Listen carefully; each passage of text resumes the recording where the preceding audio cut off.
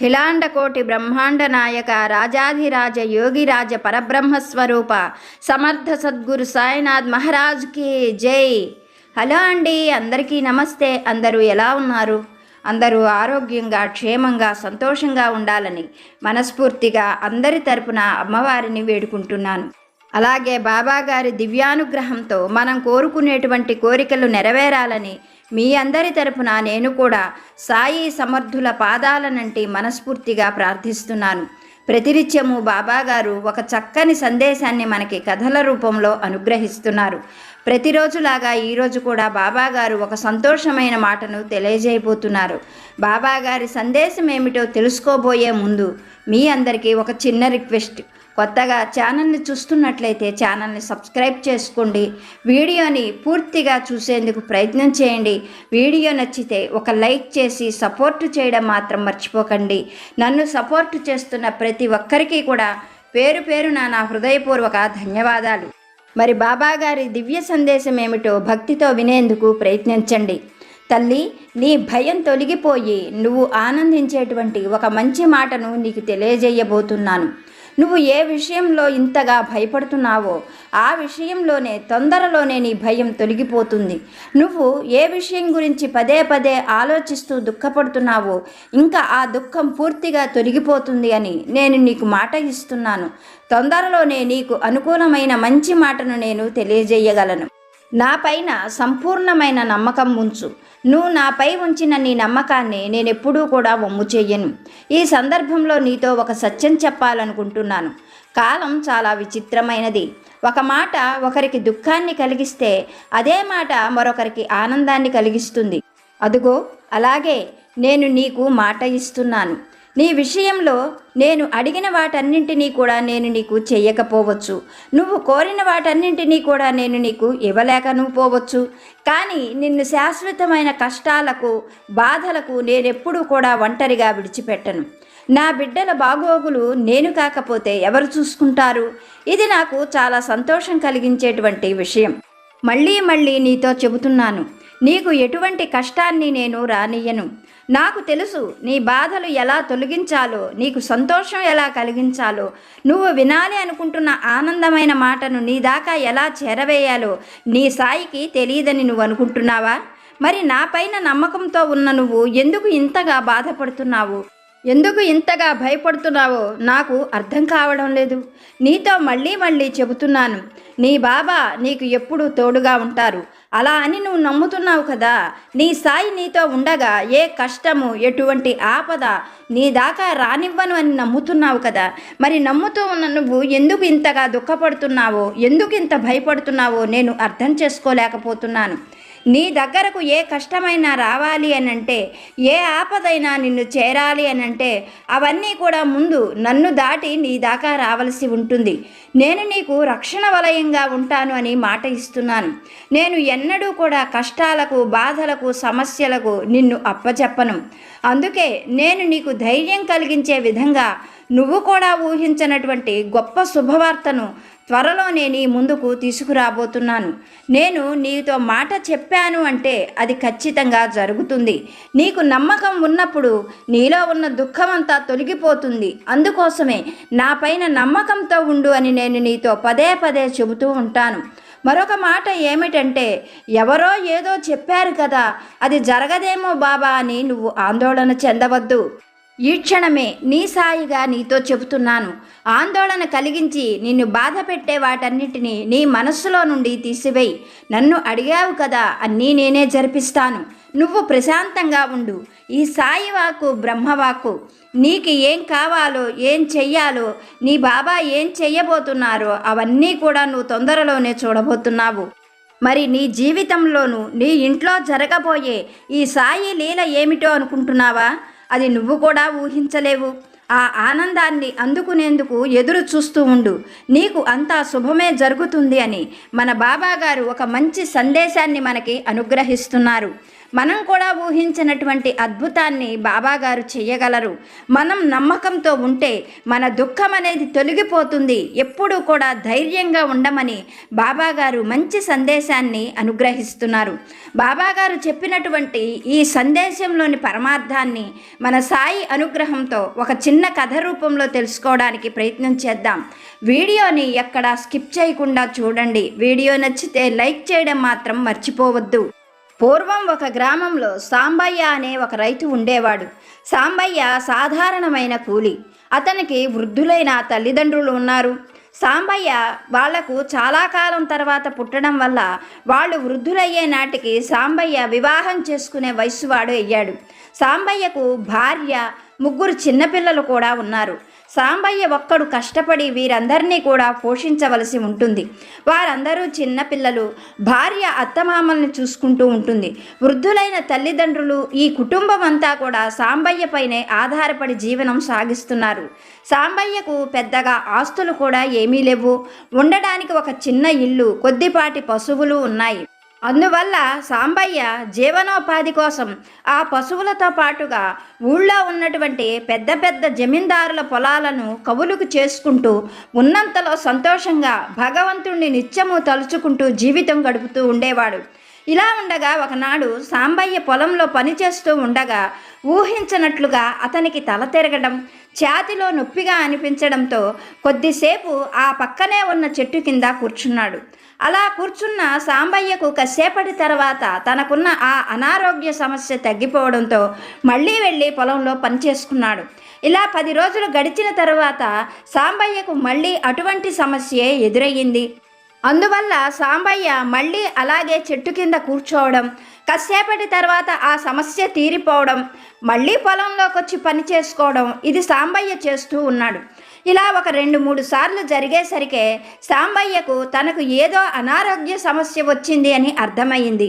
ఆ అనారోగ్యం ఏమిటో, దానికి ఏం చేయాలో సాంబయ్యకు పాలుపోలేదు. ఇలాగే 4-5 సార్లు జరగడం, అది ఎక్కువగా బాధ పెట్టడంతో సాంబయ్య ఊళ్ళో ఉన్నటువంటి నాటు వైద్యుడి దగ్గరకు వెళ్ళాడు. తన సమస్య అంతా కూడా అతనికి వివరంగా చెప్పి ఏదైనా మంచి ఔషధం ఇమ్మని అతన్ని అడిగాడు. అతను బాగా ఆలోచించి తన అనుభవంతో సాంబయ్యకు కొన్ని ఔషధాలను ఇచ్చాడు. సాంబయ్య సంతోషంగా వాటిని ఇంటికి తెచ్చుకొని ఆ ఔషధాలను సేవించాడు. అలా ఔషధాలు వాడిన తరువాత సాంబయ్యకు ఒక 2 నెలల వరకు అటువంటి సమస్య రాలేదు. దాంతో సాంబయ్య తన కష్టం తొలగిపోయింది కదా అని ఆనందంగా ఉన్నాడు. కానీ మళ్ళీ 2 నెలల తర్వాత సాంబయ్యకు అటువంటి సమస్య రావడంతో ఇలా కాదనుకొని ఆ గ్రామంలోనే ఉన్నటువంటి మరొక వైద్యుడి దగ్గరికి వెళ్ళాడు. తను వాడుతున్నటువంటి ఆ ఔషధాలన్నీ కూడా చూపించి తనకు వచ్చిన సమస్య ఏమిటో చెప్పమని ఆ వైద్యుడిని అడిగాడు. అందుకు ఆ వైద్యుడు బాగా ఆలోచించి సాంబయ్యతో, నీకు ఏ సమస్య లేదు, నువ్వు బాగా కష్టపడి పనిచేస్తున్నావు కదా, అందువల్ల ఇలా జరుగుంటుంది. నీకు శక్తి రావడానికి, ఇంకా ఈ సమస్య పూర్తిగా తొలగిపోవడానికి నా అనుభవంతో ఒక చక్కని ఔషధాన్ని నీకు ఇస్తాను. ఇది వాడి చూడు, ఇంకా ఎప్పుడూ కూడా నీకు జీవితంలో ఈ సమస్య రాదు అంటూ గంటా బజాయించి ఆ వైద్యుడు కొన్ని మందులను సాంబయ్యకి ఇచ్చాడు. సాంబయ్య సంతోషంతో ఆ మందులు వాడుకున్నాడు. అనుకున్నట్లుగానే సాంబయ్యకు 3 నెలల వరకు మళ్ళీ అటువంటి సమస్య రాలేదు.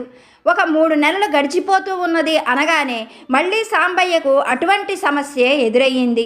అంతకుముందు 10 రోజులకు 15 రోజులకు ఎదురైనటువంటి సమస్య ఇప్పుడు సాంబయ్యకు విపరీతమైన బాధతో పాటుగా వారానికి 3 రోజులకు ఆ సమస్య ఎదురవుతూ ఉన్నది. దాంతో సాంబయ్యకు తనకు ఏదో పెద్ద అనారోగ్యమే వచ్చింది అని గ్రహించాడు.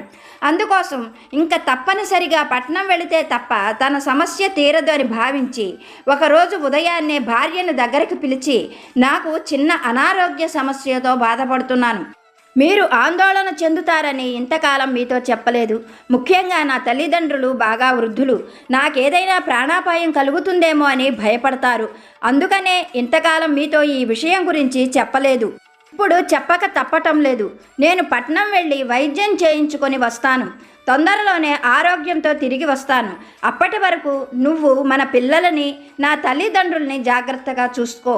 జమీందారు గారి వద్ద కొంత ధనాన్ని అరువుగా తెచ్చాను. దానిలో నీకు కొంత ధనం ఇస్తాను. నాతో పాటు కొంత తీసుకొని వెళతాను. తొందరలోనే నేను తిరిగి వస్తాను. అప్పటి వరకు నువ్వు, పిల్లలు, నా తల్లిదండ్రులు జాగ్రత్తగా ఉండండి అంటూ ఆ రాత్రి వేళ భార్యకు సర్ది చెప్పాడు సాంబయ్య. తెల్లవారుతూ ఉండగానే సాంబయ్య ఇంట్లో భార్యకు తప్ప ఎవరికీ కూడా చెప్పకుండా కొంత ధనాన్ని తీసుకొని పట్టణానికి బయలుదేరాడు. సాంబయ్య ఉండేటువంటి గ్రామం నుండి పట్టణానికి వెళ్ళాలి అంటే 4 రోజుల పాటు ప్రయాణం చేయవలసి ఉంటుంది.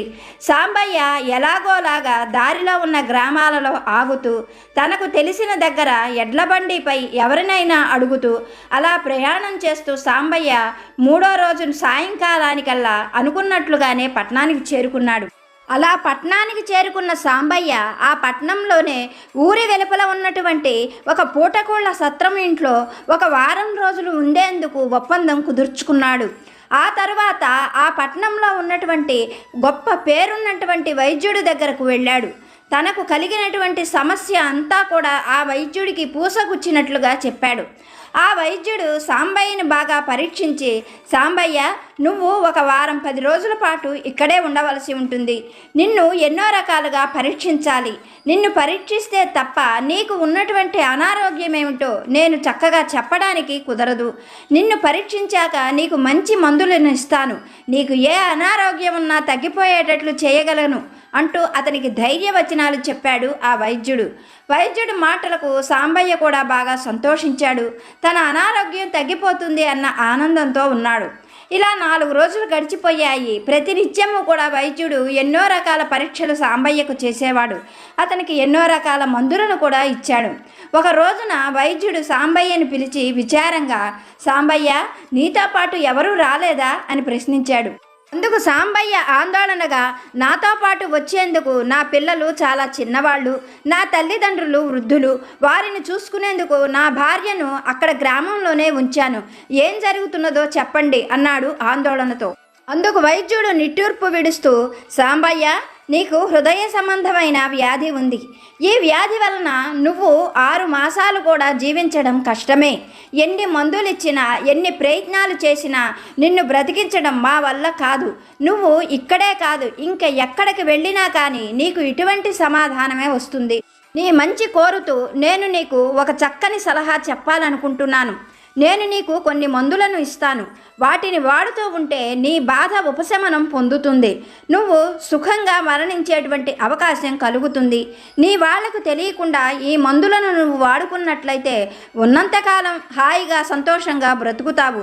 ఇంతకన్నా నేను నీకు ఏ విధంగానూ సహాయం చేయలేను. నిన్ను ఆ భగవంతుడే కాపాడాలి అంటూ ఆ వైద్యుడు కొన్ని ఔషధాలను సాంబయ్యకు ఇచ్చాడు. సాంబయ్య వైద్యుడు చెబుతున్న మాటలు వింటూ ఉంటే కళ్ళమ్మట నీరు ధారాపాతంగా వస్తున్నది. ఆయన మాటలు సాంబయ్యకు నెత్తిన పిడుగులు పడ్డట్లుగా అనిపిస్తున్నాయి. తనేమిటి, ఇంకా 6 నెలలు కూడా బ్రతకడా? తన భార్య పరిస్థితి ఏమిటి? వృద్ధులైన తల్లిదండ్రుల పరిస్థితి ఏమిటి? మాటలు కూడా సరిగ్గా రాని చిన్నపిల్లలు, తన పిల్లల పరిస్థితి ఏమిటి? వాళ్ళందరూ ఎలా బ్రతుకుతారు? తను ఏ అన్యాయం చేశాడు? ఏ పాపం చేశాడు?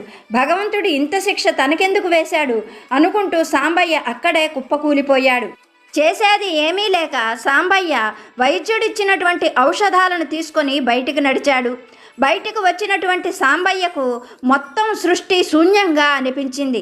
తన చుట్టూ అంధకారం అలముకున్నట్లుగా ఉంది. తను ఏదో ఎత్తైన ప్రాంతంలో నుండి కింద పడిపోయినట్లుగా, భూమి కంపించినట్లుగా అనిపించింది. ఇప్పుడు తను తిరిగి గ్రామానికి వెళ్ళాలా? వెళితే తన భార్య, తన కుటుంబం అడిగే ప్రశ్నలకు ఏం సమాధానం చెప్పాలి? తను ఆరోగ్యంతో తిరిగి వస్తాను అని ఎదురు చూస్తున్న భార్యకు, తనకి ఏం జరిగిందో తెలియని పిల్లలకు, తల్లిదండ్రులకు ఏం సమాధానం చెప్పాలో సాంబయ్యకు అర్థం కాలేదు. అందుకనే సాంబయ్య చాలాసేపు ఆలోచించి ఇంకా తను ఇంటికి వెళ్ళకూడదు అని నిర్ణయించుకున్నాడు. ఇంటికి వెళ్ళి వారందరినీ బాధ పెట్టడం తనకు ఏమాత్రము మంచిది కాదు. ఆ కుటుంబంతో ఇంకా తనకు రుణం కూడా తీరిపోయింది. కనుక తను తీర్థయాత్రలు చేస్తూ ఏ పుణ్యక్షేత్రంలోనే తన శరీరాన్ని చాలించడం మంచిది అన్న విరక్తితో సాంబయ్య తీర్థయాత్రలు చేయడానికి బయలుదేరాడు. అలా బయలుదేరినటువంటి సాంబయ్య తనకు తోచిన దిక్కున తోచిన విధంగా వెళుతూ ఉన్నాడు. అలా వెళుతూ ఉన్న సాంబయ్య ఆ దారిలో ఉన్న పెద్ద పెద్ద పుణ్యక్షేత్రాలను, దేవాలయాలను దర్శిస్తూ ఉండేవాడు. అక్కడ ఉన్నటువంటి పూటకోళ్ల ఇళ్లల్లో వారు పెట్టింది ఏదో తినేవాడు. దారిలో ఎవరినైనా అడుగుతూ వారు ఇచ్చింది తింటూ అలా ప్రయాణం సాగిస్తూ ఉన్నాడు. ఏ చెట్టు కిందనో ఏ దేవాలయంలోనో పడుకుంటూ రోజు గడుపుతూ ఉండేవాడు. ఇలా ఉండగా ఒక రోజున సాంబయ్య ఒక అడవి దారి గుండా ప్రయాణం చేయవలసి వచ్చింది. సాయంకాలం సూర్యాస్తమయం అవుతూ ఉండగా అక్కడ ఎక్కడైనా పడుకోవడానికి అవకాశం దొరుకుతుందేమోనని సాంబయ్య తొందరగా నడుస్తూ ఉన్నాడు. ఇంతలో సాంబయ్యకు ఒక వ్యక్తి ఏడుస్తూ ఎదురుగా వస్తూ ఉన్నాడు. అతన్ని చూడగానే సాంబయ్య అతన్ని ఆపి, అయ్యా, ఎవరు నువ్వు? చాలా పెద్దవాడిలా ఉన్నావు, ఎందుకు బాధపడుతున్నావు? నీకు వచ్చిన కష్టం ఏమిటి అంటూ ఆ ఎదురు వచ్చిన వ్యక్తిని ప్రశ్నించాడు. అందుకు ఆ వృద్ధుడు సాంబయ్యను యగాదిగా చూస్తూ, నువ్వెవరు? నేను ఎందుకు ఏడుస్తున్నానో తెలుసుకోవాల్సిన అవసరం నీకేమిటి? నాకు కలిగిన కష్టం ఏమిటో తెలుసుకొని నువ్వేమైనా ఆరుస్తావా, తీరుస్తావా అంటూ కోపంగా సాంబయ్యను ప్రశ్నించాడు. అందుకు సాంబయ్య చిరునవ్వుతో, నాకు వచ్చిన కష్టంతో పోల్చుకుంటే నీదేమీ అంత పెద్ద కష్టం కాదులే. అయినా లోకంలో ఎవరైనా సంతోషంగా ఉన్నప్పుడు, నవ్వుతూ ఉన్నప్పుడు ఎవరూ పలకరించరు. బాధలో ఉన్నప్పుడే నువ్వెందుకు బాధపడుతున్నావు అని అడుగుతారు. ఎందుకంటే అది లోక సహజం కదా. అందుకోసమనే నువ్వెందుకు బాధపడుతున్నావు అని అడిగాను అన్నాడు సాంబయ్య. అందుకు ఆ వ్యక్తి సాంబయ్యను యగాదిగా చూస్తూ, నా వయసులో సగం లేదు, నువ్వు కూడా నన్ను పరామర్శించేవాడివే.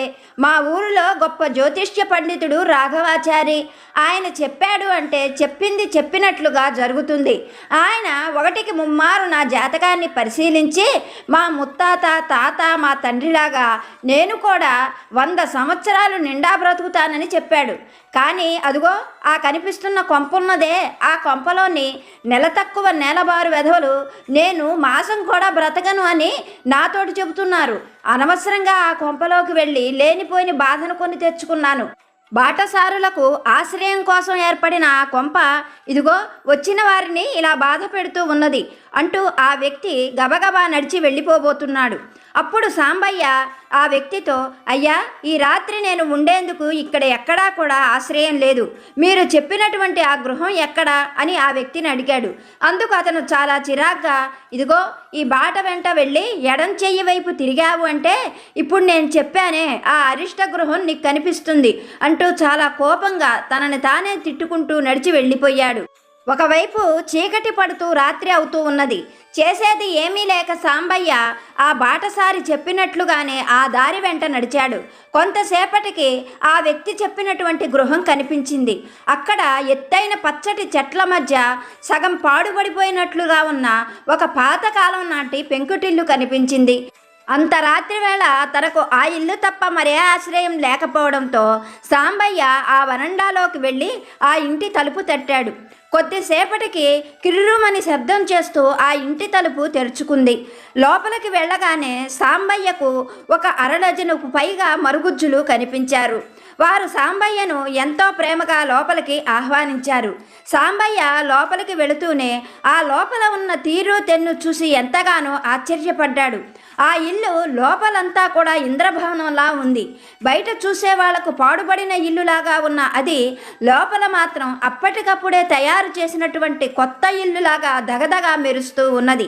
ఇంతలో చీకటి పడుతూ ఉండడంతో ఆ ఇంట్లో ఉన్న ఒక మరుగుజ్జు తన చేతిలో ఉన్న ఏవో రాళ్లను దీపపు దిమ్మెల మీద, కిటికీ అంచుల మీద పెడుతూ ఉన్నాడు. అవి ఏమిటా అని సాంబయ్య ఆశ్చర్యంగా చూస్తూ ఉన్నాడు. తాటిపండు సైజులో ఎర్రటివి, ఆకుపచ్చటివి, నీలం రంగు ఉన్న ఆ రాళ్లన్నీ కూడా ఒక వరుస క్రమంలో అమర్చాడు ఆ మరుగుజ్జు. అలా అమర్చిన కొన్ని క్షణాలలోనే ఆ రాళ్లన్నీ కూడా దీపాలలాగా వెలుగుతూ ఉన్నాయి.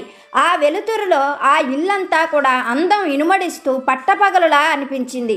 అది చూసినటువంటి సాంబయ్య మరింత ఆశ్చర్యంతో, ఈ రాళ్ళేమిటి ఇలా వెలగడమేమిటి, అంతా విచిత్రంగా ఉన్నది అన్నాడు అక్కడే ఉన్న ఒక మరుగుజ్జుతో.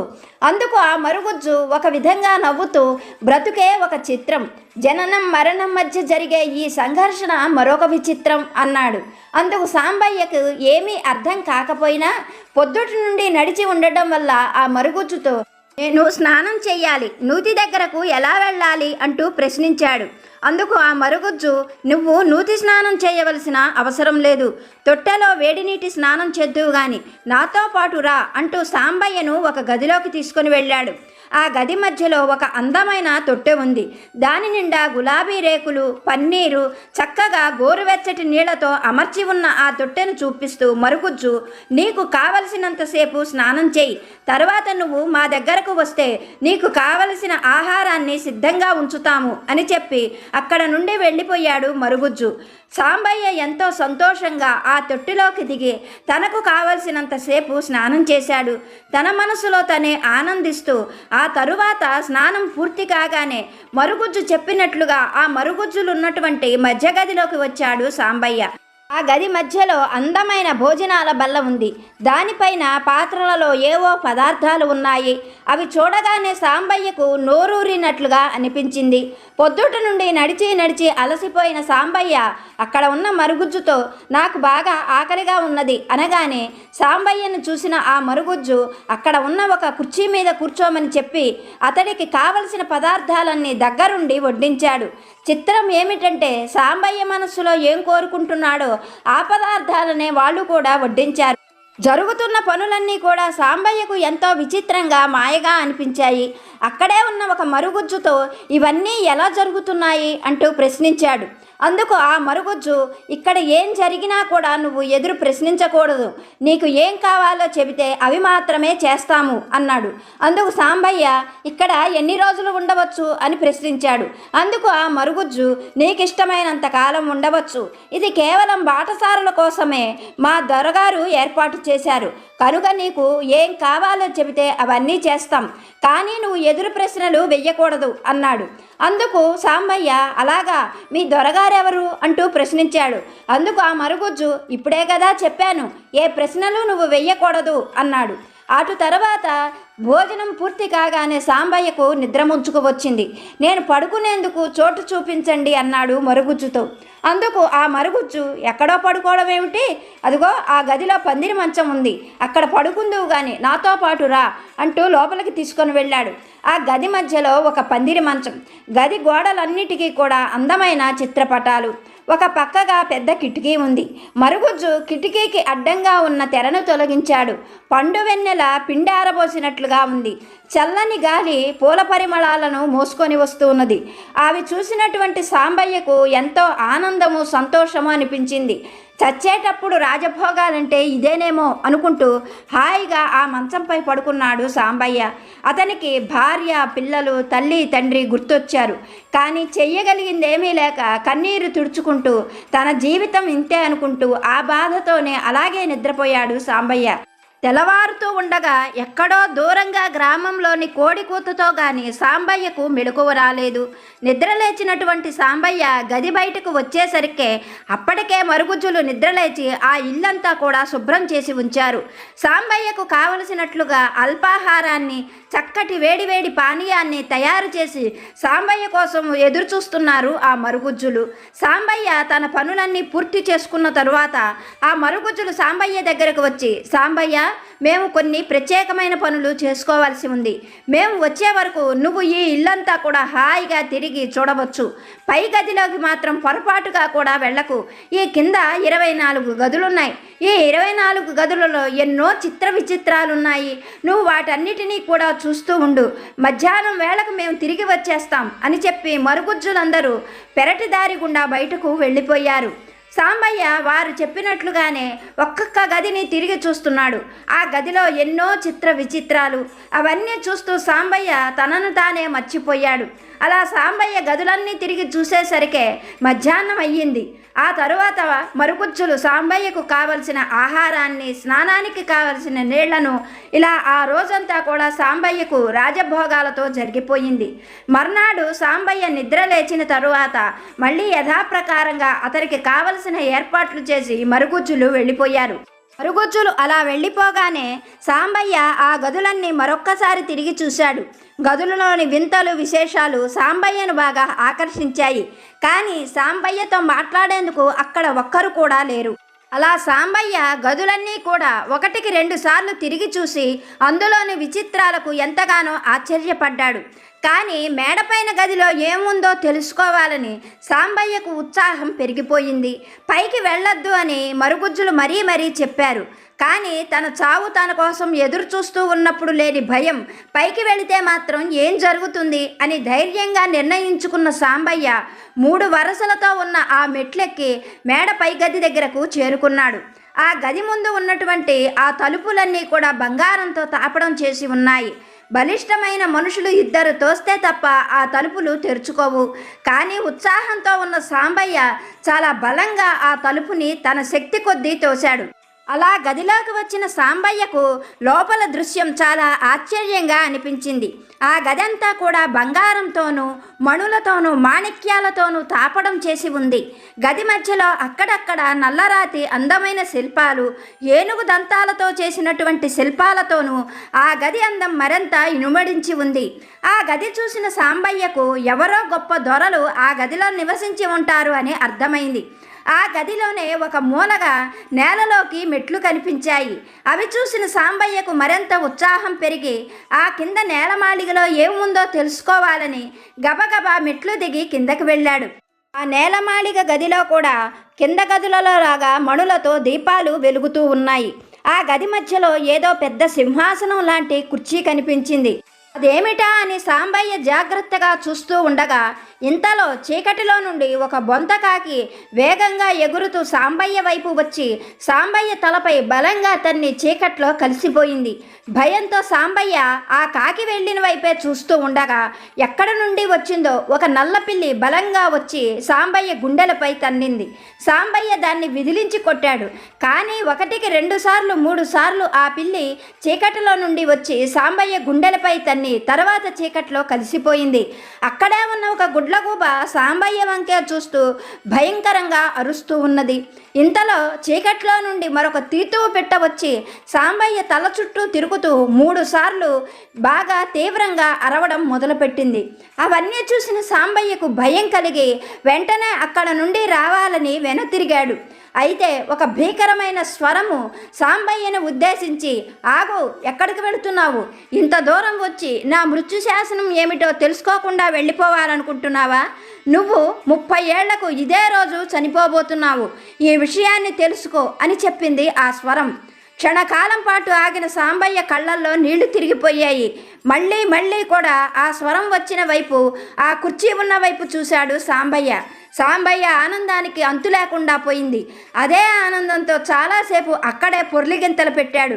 క్షణం కూడా ఆలస్యం చెయ్యకుండా గబగబా ఆ మెట్లెక్కి గది బయటకు వచ్చాడు. అప్పటికే మరుగుజ్జులందరూ కూడా ఒకరి భుజాలపై ఒకరు చేతులు వేసుకొని గది బయట సాంబయ్య కోసం ఎదురు చూస్తున్నారు. సంతోషంతో బయటకు వచ్చిన సాంబయ్యను చూసిన మరుగుజ్జులు, ఏం సాంబయ్య, నీకు మృత్యు శాసనం తెలిసిందా? నీకు మరణం ఎప్పుడో తెలిస్తే నీకు భయం కలుగుతుంది కదా, నీకు భయం వేయడం లేదా? నువ్వేమిటి ఇంత సంతోషంగా ఉన్నావు? మనిషికి తను ఎప్పుడు చనిపోతానో తెలిస్తే బ్రతికి ఉన్నంతకాలం నరకమే కదా, మరి నీకు చావు విషయం తెలిసింది, నీకు భయం వేయడం లేదా అని ప్రశ్నించారు మరుగుజ్జులు. వారి మాటలకు సాంబయ్య పగలబడి నవ్వుతూ, నాకు ఏమాత్రం భయం లేదు, నాకు నా మృత్యు శాసనం తెలిసి ఆనందం కలుగుతున్నది. భూమిపై పుట్టిన ప్రతి ఒక్కరూ ఏదో ఒక సమయంలో మరణించవలసిందే. మన మరణం ఎప్పుడు వస్తుందో తెలిసినప్పుడే మనిషికి భయము, భక్తి, ఆధ్యాత్మిక భావన కలుగుతుంది. అలాగే నా మృత్యువు ఎప్పుడు వస్తుందో చెప్పి నాకు ఎంతో మేలు చేశారు. మీ మేలు జన్మ జన్మలా మర్చిపోలేను. నేను మీకు సదా రుణపడి ఉంటాను అంటూ ఎంతో సంతోషంతో ఆ మరుగుజ్జులకి చెప్పాడు సాంబయ్య.